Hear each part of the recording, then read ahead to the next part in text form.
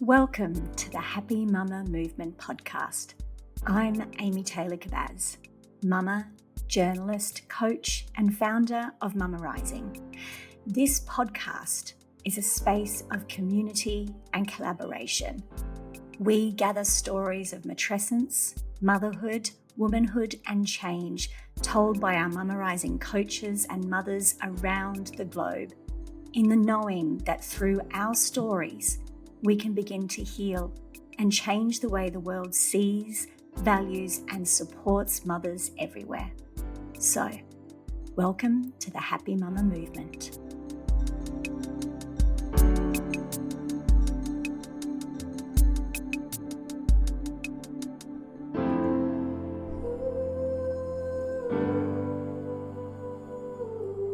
Welcome back, everybody.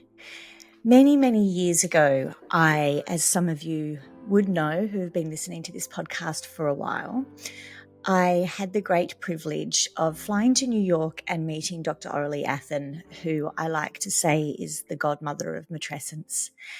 And at the time when I sat in her office and I told her about what I had been doing with mamas, coaching and interviewing them over the last decade, she said to me, Amy, if you had been documenting all of the hours you'd been listening to mothers by now, you would have a PhD.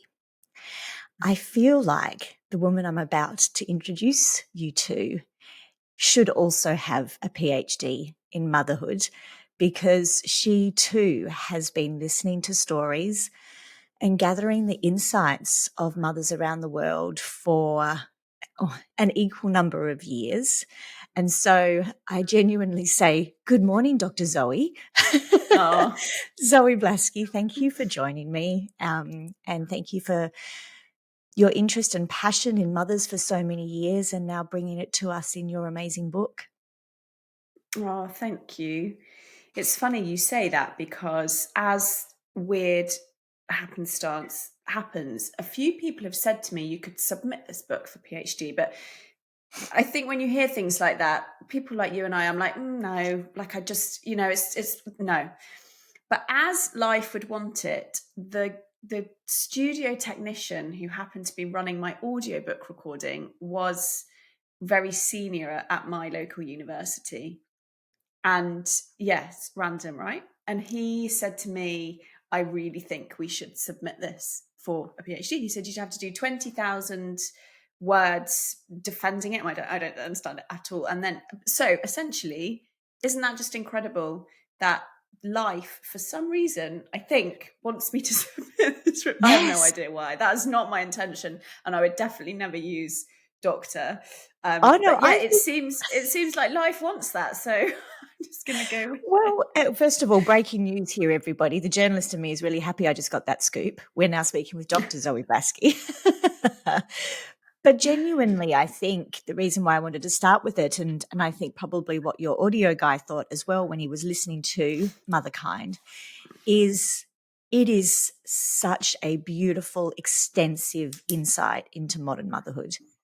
It is literally, you have gathered all of the stories and the research and interviewed as many people as you possibly could find to let the world know, both if you're a mother yourself, but also everybody else, what it's like to be a mother these days. In my work, we have every 3 months or so, we run an online summit called What the World Needs to Know About Mothers. And I feel like that's what you've done with this book. Yeah, and that was my intention, really, is because I think when I became a mother, I didn't know the word matrescence. I didn't know your work. I didn't know anything, if I'm honest, despite having been to quite a few antenatal courses, which is a whole other conversation. But I really knew very little. And I am someone who, when I struggle with an experience, I want to understand something. That's how and you're the same, that's how I operate in the world. So at the time, the whole conversation in the UK about motherhood social media was just becoming big. Mummy bloggers were just becoming big, but the narrative was it's really, really hard. And that was often positioned in a kind of funny, lighthearted way. Like the best-selling book when I became a mum was called Hurrah for Gin. And it was this really funny kind of little comic book. But it was essentially saying the only way to get through the overwhelm and the intensity of motherhood is to drink. And one of the, I was sober. I was like, okay, so I'm really going to have to find my own way here, because what I'm being offered as a solution just doesn't fit. And that's when I started looking outside of motherhood and parenting. And I started reading Brené Brown and Gabrielle Marte and Glennon Doyle, and reading around the subject. And that's what sparked the passion for the podcast, which I've now turned into the book. So for those who don't know you, which is rare, because actually most people come to me and say, oh, I found you on Zoe's podcast. It's actually how people find me usually. But especially for my listeners outside of the UK, tell us about this phenomenon, which is Motherkind, how it was birthed, how that idea, obviously it came to you because you were searching for answers yourself, but tell us the birth story of this amazing podcast and where it's led you. I mean, essentially, you're right. I was looking for answers that I couldn't find. I never thought that this would be in my plan. I was a marketing consultant, kind of happily just bumbling along with it. And I'm actually super introverted. So I don't love having a public persona. I don't like people recognizing my face or my voice. Like, that is not a part of the job that I enjoy.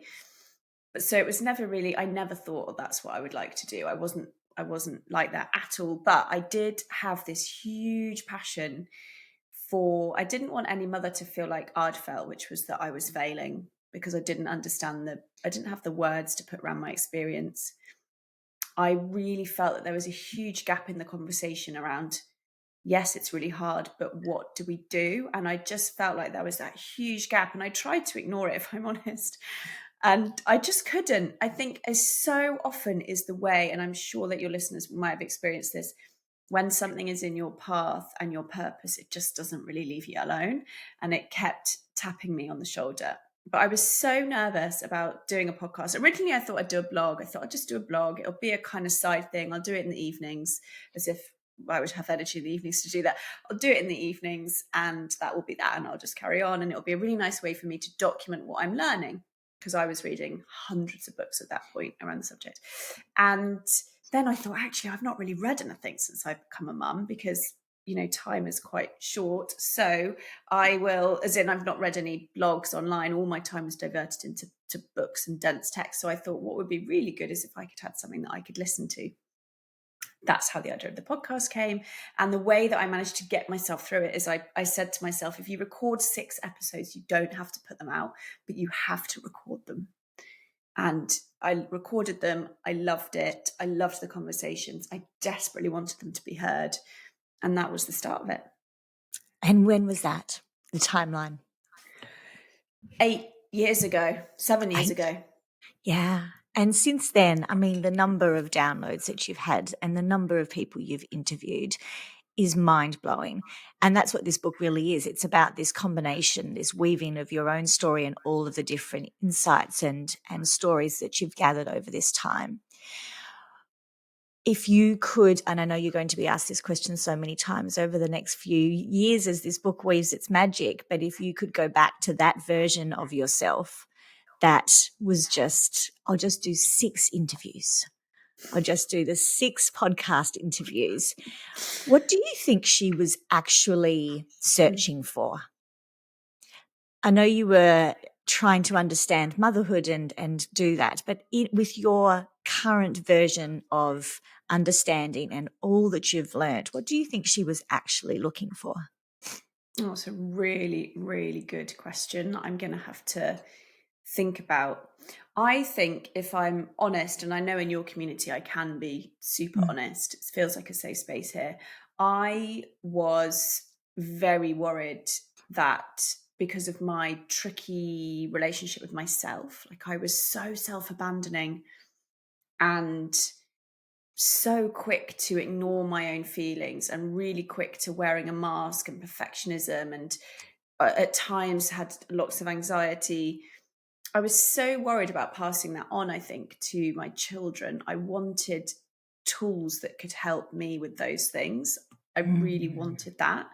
And I think that a part of me had a sense that, actually, if I spoke to all these experts that could help. And in a way, that is what I got. In another way, what I got is that you are perfectly imperfect. And actually, it's all good. It's all good. And you're doing way better than you think you are. So in a way, I did get what I needed, but in a roundabout way. I think I was also really seeking community. I'm always been someone, I wonder if you've been the same. I don't love like small talk. I don't love kind of shooting the breeze and just chit chat. I'm quite a deep person.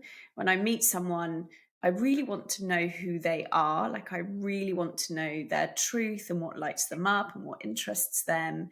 And I think where I was living and the kind of mum groups I was going to, there wasn't much of that depth. And I remember one mum group, we were like bouncing our babies on our knees, and the facilitator said, okay, so we're all just going to whiz around and say how we're feeling, and then we're going to start. And I thought, oh, great, I know how to do this. So I said, hi, I'm Zoe, and I'm feeling quite anxious today. I'm really worried that I'm just not cut out for this. I'm sleep deprived, and it's really making my internal critic loud. And I sort of went on this monologue about my internal experience, and the whole room fell silent. And I had this shocking realization that wasn't what we did here. That. And then the next mum was like, hi, I'm Kate. I'm just so happy to be a mum. And then it moved on to the next person who was like, hi, I'm Sarah, and, I'm a bit tired, but this is the best time of my life. And I was like, okay, I get it. So the emotional marbling, as I call it, that was going on in me at that time, I needed a space for that. And I think that's another reason that I started it, because in the early days, it was kind of therapy for me. I would just talk through what was going on for me. And that is what I think really resonated with people early on. Interestingly, as it's growing bigger and bigger, I find it harder and harder to be that vulnerable, because I know, potentially 1 million people could listen, and that feels quite scary. But yeah, at the start, it was very much me trying to navigate that emotional whirlwind that is early motherhood and motherhood in general.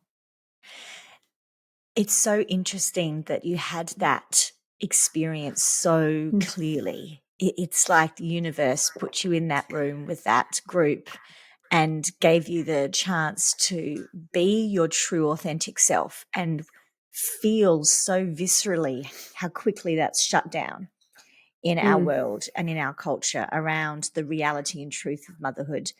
But so many of us would then stay silent. We would then be, oh, okay, I can't talk about that. Oh, I have to put the mask of motherhood on. Oh, okay, I just have to pretend I'm fine. So I think it's both incredibly inspiring, but also really interesting to see that what you did with that is, oh, well, I'll go and find a place where I can say this. Because most people on the planet wouldn't do that. Most of us, unless you're like you and I, who was like, give me the microphone and I'll tell you what I think. Or let me go find somebody who says that this is okay, or makes me understand why I'm the only one who's saying this. I think for the majority of mothers out there, even if they do try and explain how they're feeling, it's not met with compassion and understanding. It is shut down. It's not safe for us. Even today, even after 8 years of you doing the podcast, I find it still so incredibly hard for women to be honest about this, Zoe. And then when they say how honest they might be finding it, how difficult they might be finding it, leave that sentence there and not add the extra sentence of, but I love it and I'm so grateful and I know it's the best thing I'll ever do. Have you seen much change over the 8 years that you've been doing this in how acceptable it is for us to be able to speak like this? Yes and no. I think absolutely the conversation has changed on social media, and I think that's an incredible thing. I'm seeing much more vulnerable honesty on social media about how hard it really is. We've had some really, really big celebrities come out in the UK talking about exactly what I was describing, sat in that baby room, and it has been met for the most part with compassion and understanding. We've just had Paloma Faith, who's a huge pop star here in the UK and globally. She's just written a whole book on it. So I feel like it is changing slowly, which is incredible. I think what isn't changing is perhaps mother to mother, mother to partner, mother to her mother. And I think hopefully that will follow when we map trends. Often what happens is the macro first and then the micro follows. So I'm sure that this is going to follow. But I think that is just symptomatic of, particularly in the UK, I think we are not taught how to validate someone else's feelings. So what we tend to do is that makes us really uncomfortable when someone cries or says, I'm really struggling. It makes us really uncomfortable, particularly if we love that person, if we care for that person. So what we want to do is we jump in with solutions, and we jump in with that. It's not that bad. You're doing so well. Have you tried? Or you just need to get her or him on a routine. And I think when that happens, that is definitely a shutting down. Most people don't want unsolicited advice. Most people want a nod or a smile or yeah, it's really hard. It's really hard. You're doing great. Is there any way that I could help you? Would you just want to be heard? Actually responding in that way takes training, actually, and part of the training that you do, Amy. So yes, I think yes and no is my answer. Yes, I just recently was in the UK for the Matrescence Festival down in Exeter, and there are some really amazing and exciting things happening in the UK, in Australia, around the world, around matrescence, around mothers, around the visibility of motherhood, of the mental load, of the conversations of women in the workplace, mothers in the workplace. But I love the way you've said that doesn't always trickle down to the conversation behind closed doors at home. No. And that doesn't always trickle down to the new mother in the new mothers group, where we're still trying to prove that we're doing this okay, we haven't lost ourselves, we're exactly who we used to be. And so I love the reassurance for all of us that you've given us there, that often it is the macro before it's the micro. Often it is the big changes that we can see, on our TVs or on our phones, more than the micro that we're feeling in the schoolyard when we're dropping our kids off at school, and all the mums are just surface level pretending that we're all okay. But I do also think, and I think you'll probably feel the same, I'd love to hear your thoughts on this, that the change that we want to see in the world is going to come from the micro. The mothers themselves are the ones who are going to start saying, like you did with your podcast, like so many women I am talking to who had a traumatic birth or have felt that they are completely invisible or have had something significant happen to them in their experience of matrescence. And it's like the activist has woken up in them. There's something that's shifted that's made them think, no, I'm going to make sure that doesn't happen to my daughter. I'm going to make sure that it's different for the next generation. And something is lit, something is switched on in them in that experience of motherhood and matrescence that makes them determined to be a part of something different for the next generation. And I think that's going to be really interesting to watch as well. And I'm sure that's why you started your podcast and now with your book. And I can see this. I feel as if, and I get all ranty about it, you can hear it in my voice, I feel like it's like this revolution around motherhood that's beginning. Like we're talking about systematic change in the way that we see and value and support all parents in our culture and in our world. Macro, micro, it's starting here and it's starting there. And it gives me goosebumps, Zoe. What do you feel when you feel like that, when you hear this insight into what's happening with mothers? Yeah, I think that's right. And I think that there's this little kind of pattern that I love and was definitely true for me, which is that you hurt and then you heal and then you help. And I think that there are so many mothers hurting. There are so many mothers hurting through their prenatal experience, through their birth experience is massive. Birth trauma is almost the norm, particularly in the UK.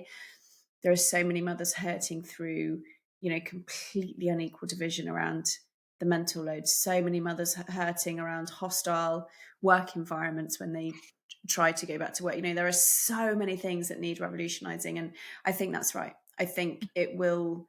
At the moment, what we're seeing is, particularly in the UK, a lot of that hurt, heal, help is coming from big celebrities and I guess bigger platforms like mine and yours. And I do think when those macro movements meet the micro, that's when we'll start to get really true change. Although in the UK, it's already happening. We are already, there's some incredible activist groups, one called Pregnant Then Screwed and one called, an activist called Anna Whitehouse, who campaigns for flexible working. And they've got bills through Parliament to change unbelievable things in support of not just mothers, but parents, particularly working parents. So it is already changing. I mean, I remember, a couple of elections ago, childcare was just not even on the agenda. Now it's kind of often front page news what they're going to be doing about childcare. So I think that just shows the shift. And I think the generation coming behind us are more empowered as women.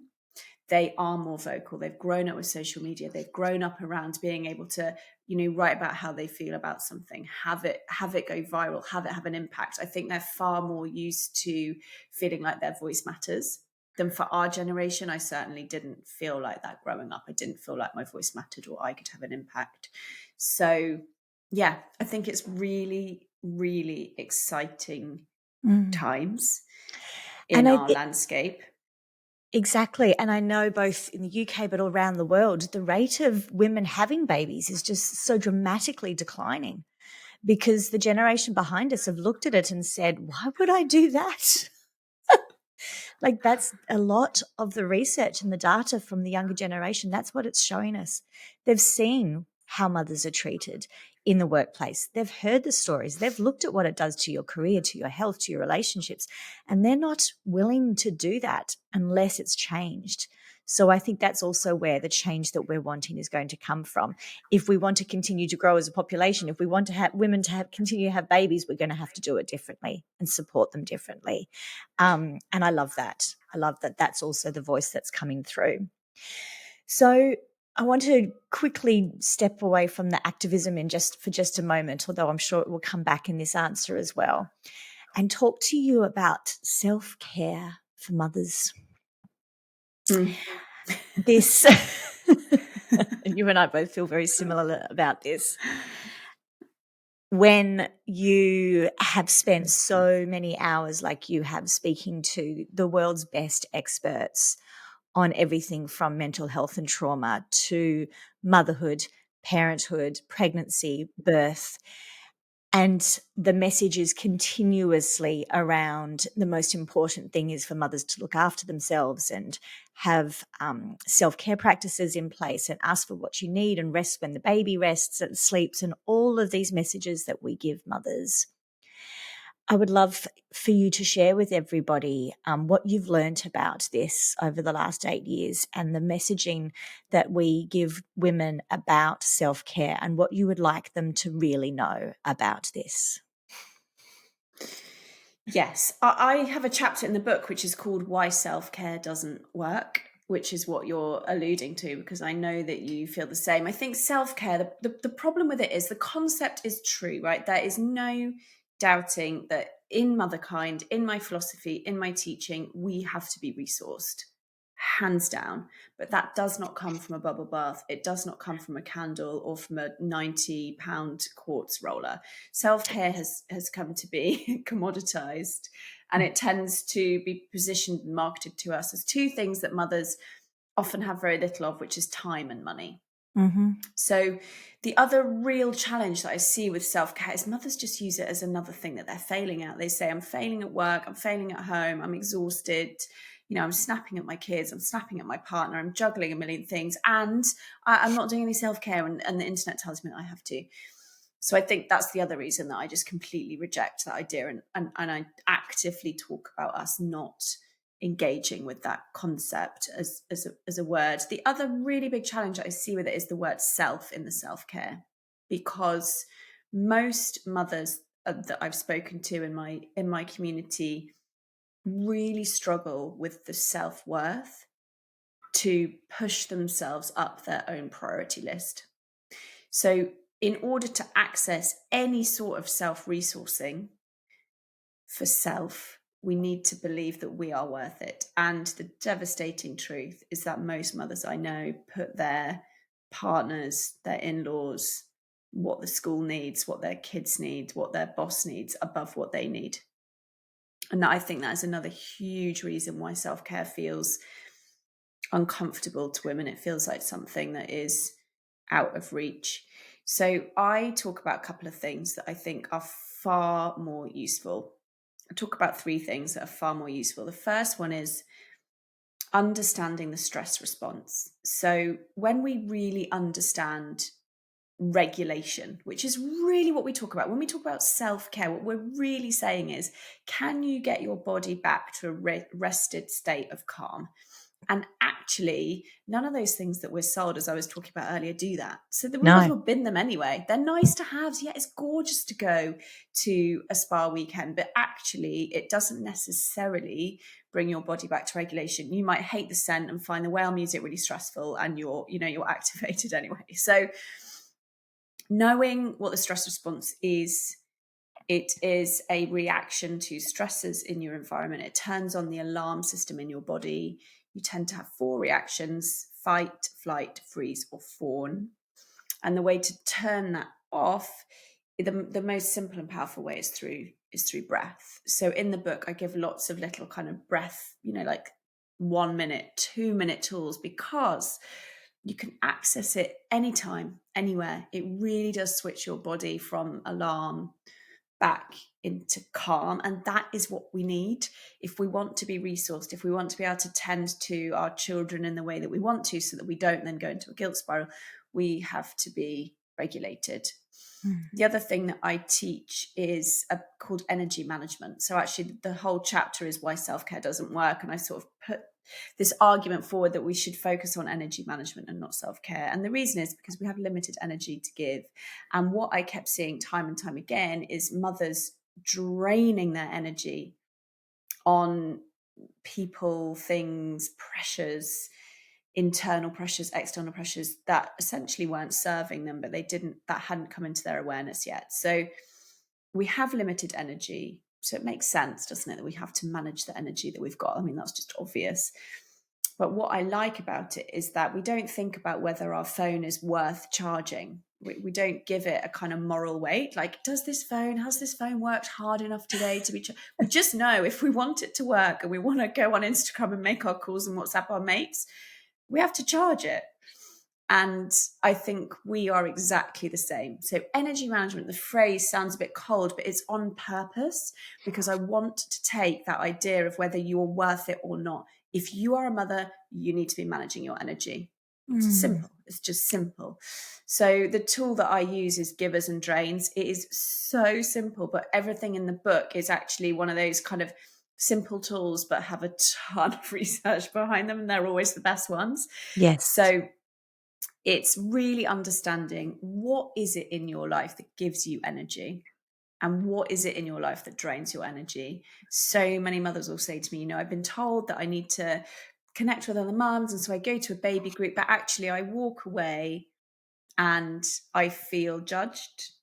I'm comparing myself. Everyone's baby is sleeping through the night. Mine's never slept more than half an hour in a row. I feel like I'm failing. I feel like all those mums had their stuff together, and actually I walk away from that group feeling worse than when I walked in. But I'm going to keep going because I should go, because and if you have clarity on that, actually that is draining your energy. What might be a better use of that time for you? Go and find a group that feels more aligned with your values, where you can be more honest, where they're not going to compare sleep routines and milestones. Or phone a friend, go to the park and phone a friend that is going to be supportive to get that connection. But you can only, I think, start making those choices once you've got that absolute clarity. And I think lots of things that we think should give us energy actually don't. Yes. So that is why I think self-care isn't helpful. And that's the tool that the tools that I replace them with, is really understanding regulation, which is what we're all after anyway, and thinking about energy management, and then these givers and these drains. I love that chapter. Obviously, that's why I wanted to lead us towards that conversation. I love the way that you have given such practical, as you said, research and data backed, but practical, doable answers. What you said right at the very beginning is, we're talking about, well, back when you became a mother or when you started this podcast, there was beginnings of an acknowledgement out there in the blogs that motherhood's hard, wine o'clock is the answer. There was this acknowledgement of the struggles that women were going through with modern motherhood, but there was no practical steps to what to do about it other than have a gin, other than That's have a right. drink or have a laugh. And That's right. genuinely in this book, you have given so many of those answers that you were looking for 8 years ago. What I love about it is that it is helping us understand what motherhood and the stress of modern motherhood does to our system. Yes. It's like you've painted this cultural story of this is what everybody is going through, but this is what that does to us at an individual cellular level in a way. So when we talk about the micro and the macro, this is what this book does. It talks about the macro experience of mothers, but then on a very micro level, because then once again, you've got a mum who, okay, listens to our podcasts and says, yeah, that's great, Zoe and Amy. I now understand matrescence and I can understand that everybody's going through this and I'm not alone. But what do I do tonight when once again I'm so depleted and nobody's around to help? And okay, it's nice to know that everyone's feeling the same, but it's not going to change anything. Yeah, But actually, I that's want to right. say that there is things you can do in those micro moments with your breath, with understanding your nervous system, with understanding that depletion and that energy that you talk about really beautifully. And I really love that you've got some actual things that mums can do for themselves. That was really important to me, Amy, because it would have been quite easy for me to write. I've got enough data and enough research that I could have written quite a sort of conceptual, philosophical book. And I've read those Yes. books, and in a way, they're really helpful. They make you feel less alone. They might help you access some self-compassion, but they don't do the piece that I'm super passionate about, which is the so what. And actually, I say in the introduction, I say we have to understand the terrain that we're mothering in. And I give what I see as the huge challenges, around cost of living crisis, lack of childcare, people not understanding, validating mother. I really lay out what the problems are. And I say, but that is going to take decades to change and you need help tonight. Now. That line is in the book. You need help now. And that was what I was so passionate about, was to be able to span those two. Because I've also read lots of books on motherhood, called Self-Care for Motherhood, and they don't even mention any of the landscape. And I'm like, Yes. to me, that is nonsensical. What I've tried to do, and I'm glad you picked up on it, because it was one of the hardest things, was trying to say the environment is really, really hard. I get that. It's not your individual fault at all. I see that. Let's validate that. Here's some data that's going to make you feel like, okay, it's not my fault. And we are also in it. We can't change that. We are where we are. Change is coming, but it's not going to help you in this moment. So here are some things that you can do. And I think it's quite a fine line to tread, because I never wanted it to feel like, oh, okay, so it's my responsibility. I have to do the energy management and the breath work. And so I tried to link the two so that people could see, okay, it's not my fault, but I can choose to do some things that are going to make this easier. And that's why I've peppered through the whole book these Motherkind toolkits, as I call them, which are things that you could pick up. They often take less than 5 minutes. I think 98% of them are completely free, apart from having to buy a pen and, if you're going to jot something down. So, yeah, I was really, really passionate about that. And when I was proposing the book, pitching the book, working on the book, I was super clear that what I was going to attempt to do, even though it's quite ambitious, was to bring those two together. Yeah, well, you did. And thank goodness, because equally, I think that it is what we need for now, is an acknowledgement of how we got here. Yeah. But also, what do we do about it in this moment as best we can? And you've done that Exactly. so beautifully.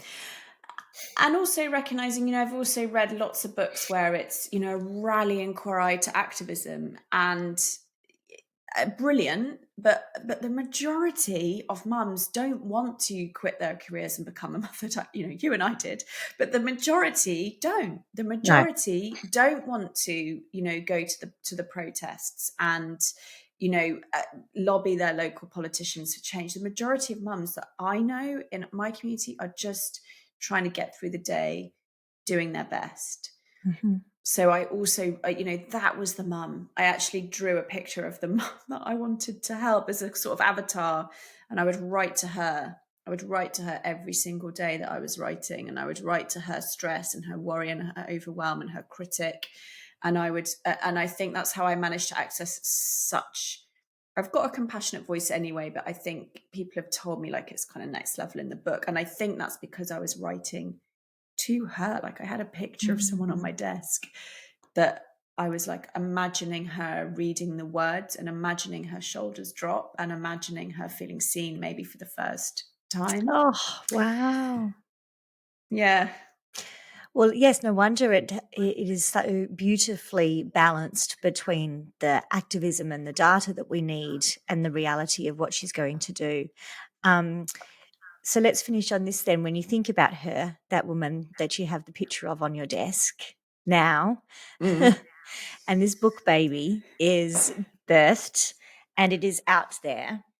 What do you think when you look at her face now? Do you feel that she may be seeing that things are changing and she is feels seen and validated and recognized? Yeah, it's actually so magical because a few people that have been early readers have almost said the words back to me that I dreamed that they would say. Which the other day I did an interview with quite a big paper in the UK, and the journalist was actually super emotional, and it was making me super emotional. And we were both sort of there crying. And we were like, "This isn't very professional." And I said, "But this isn't a profession. This is an emotional. We're not going to be professional when we're talking about our children and our journey of motherhood." And we were both there sort of crying because she was saying, I've never felt good enough. I have been so hard on myself. I have pushed myself. I'm perfectionist. I love control. I have no boundaries. I put myself on the bottom of the pile. My baby's 20 months and I'm burnt out already, she said. And I read your book and I've never felt more seen, more understood. I've made changes. I've started sharing the mental load. I've started looking after myself. I've started, when I make a cup of water for my baby, I make myself drink one as well. And these are like tiny acts, but these are actually quite revolutionary, that she was starting to meet her own needs. She was starting to see her values. She was starting to advocate for herself and put boundaries down at work. She was answering emails all hours. She said, I've put a boundary and I'm not answering emails after 8 p.m. And it was just phenomenal because that is exactly the change that I want mothers to make. I want mothers. That's why I called it, How to Thrive in a World of Endless Expectations, because I really wanted to get the idea that we can thrive, but we have to drop these endless expectations that we put on ourselves, and we have to push back against the endless expectations that the world puts on us. That's actually the only way to thrive. So yeah, it's been a complete joy that the early readers have kind of had the transformation that I dreamed they would through using just a few of the tools. Oh, Zoe, what a moment that must have been. And I'm sure everybody who reads it is going to feel the same way. I loved it. And like you, I have read so many books and listened to so many hours of interviews over the last decade around motherhood. And I got so much out of this. I read it on the plane, the early published release Thank PDF you. version on the plane. And I really want to say congratulations on painting such a clear picture of what's going on for mothers, but still giving her actual real things to change the way she's feeling tonight. So thank you for all that you do and for bringing this beautiful book to us. The details are in the show notes of where you can find it in Australia, in the UK, around the world. Congratulations, beautiful. I'm sure we will speak again. Thank you, as always. Thank you so much for having me on.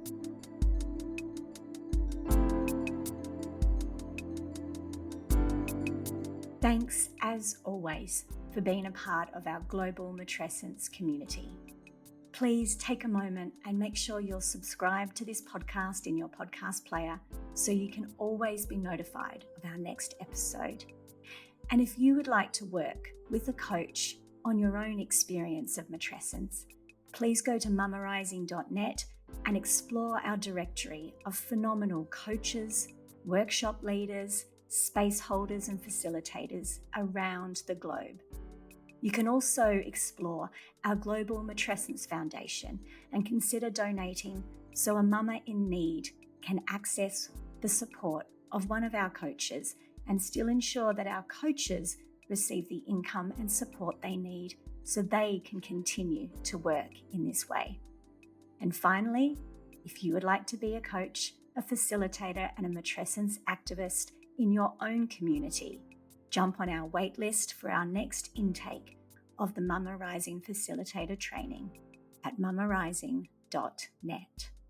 Thank you for being here and being part of this movement. Until next week.